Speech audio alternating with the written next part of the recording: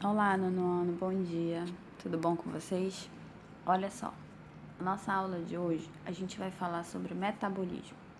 Mas antes de começar a falar do metabolismo, tenho uma pergunta para vocês. De onde vem a energia que o nosso corpo usa diariamente?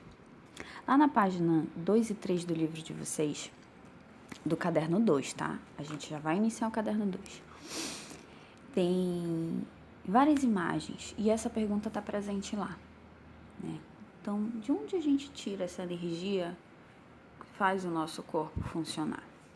Ele vai falar um pouquinho sobre o ser humano, sobre o peixe-aguilhão, o guepardo e o falcão.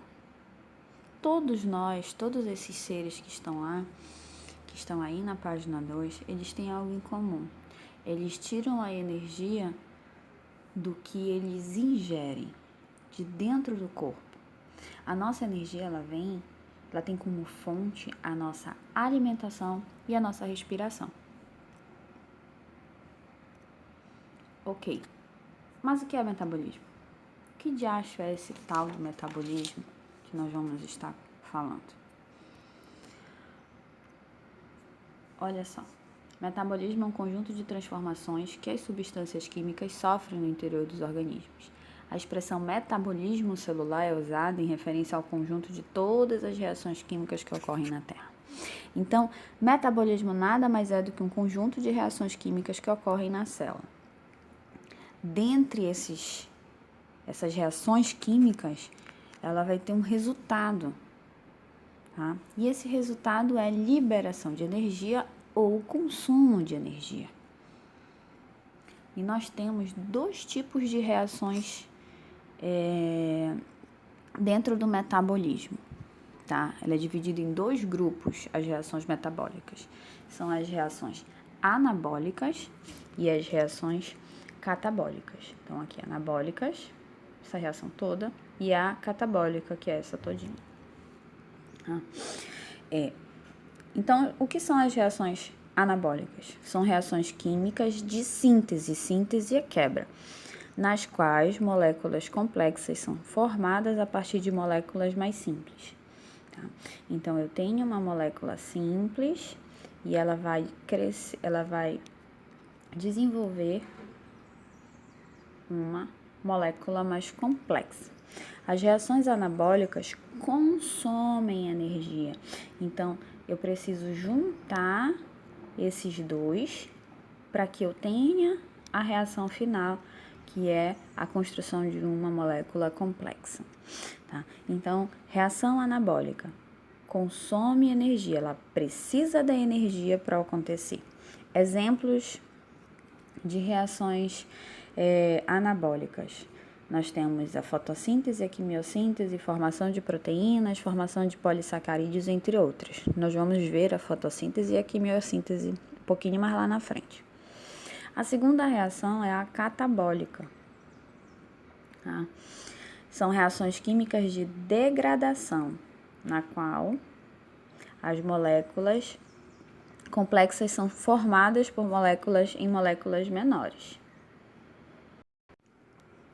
Então, a reação catabólica, ela nada mais é do que uma reação onde ela transforma as moléculas maiores, mais complexas, em moléculas mais simples, tá? Para isso, ela libera energia, ela faz o inverso da anabólica, ela vai liberar energia em vez de consumir energia, tá? Então, a gente encontra onde essas reações? Na respiração celular, na fermentação, na quebra de lipídios no tecido adiposo.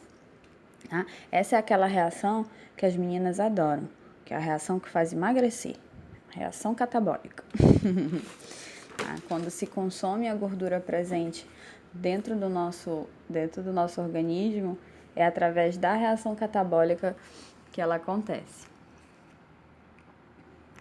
Vamos falar de uma partícula que é de extrema importância para a vida, que é a tal ATP. A ATP nada mais é do que uma partícula de energia. A composição dela é essa, química é essa aí que a gente está vendo. Fosfato, adenina e ribose. Tá? A sigla ATP significa trifosfato de adenosina. eu tenho 3 partículas de fosfato, tá? E a adenina com ribose a gente chama de adenosina.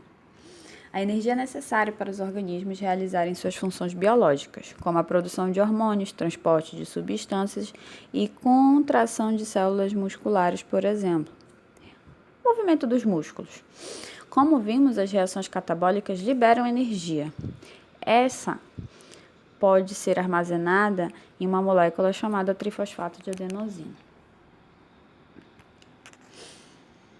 Então, a ATP nada mais é do que uma sigla, tá, usada para identificar a molécula de adenosina trifosfato, que é essa molécula de energia.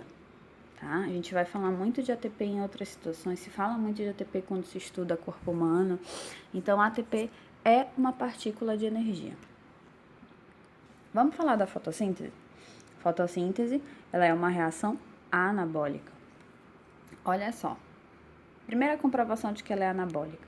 Ela precisa da luz solar para ocorrer. Se não tiver energia da luz, tá, a fotossíntese não acontece. Então, a célula da planta, a clorofila, é dentro da clorofila que isso acontece. Ela recebe a energia da luz solar, tá bom? E transforma o que ela tem dentro dela, que é a água e sais minerais, ela transforma em glicose e libera o oxigênio. Ela consome o gás carbônico, tá?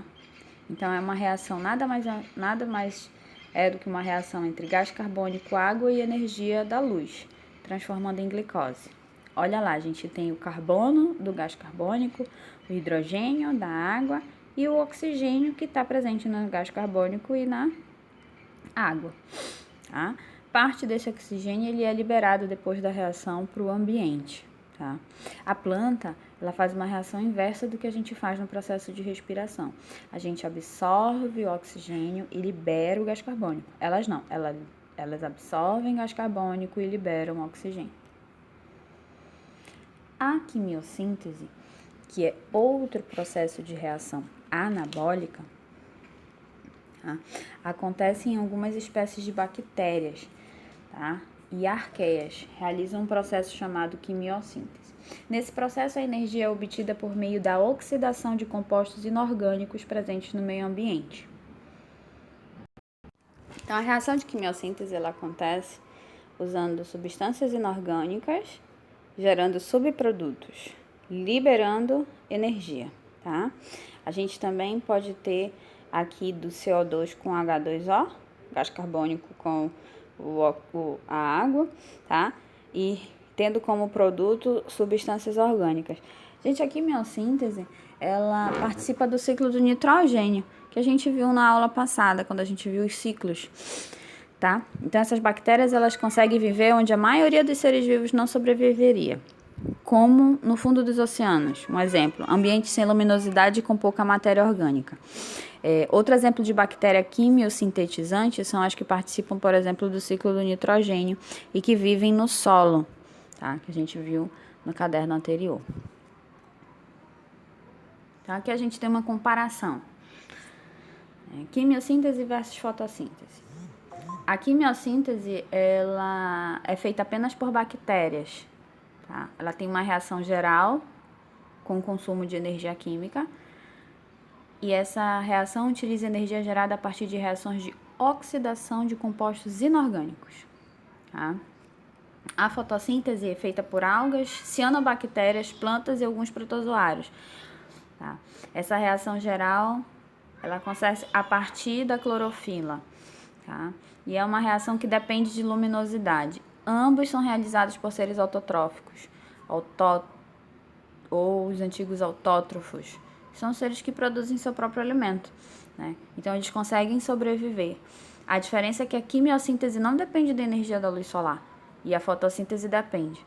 Então, os seres fotossintetizantes, em sua maioria, estão no ambiente terrestre e os quimiosintetizantes estão em ambientes aquáticos ou abaixo do solo. As orientações de hoje são o seguinte, página 7.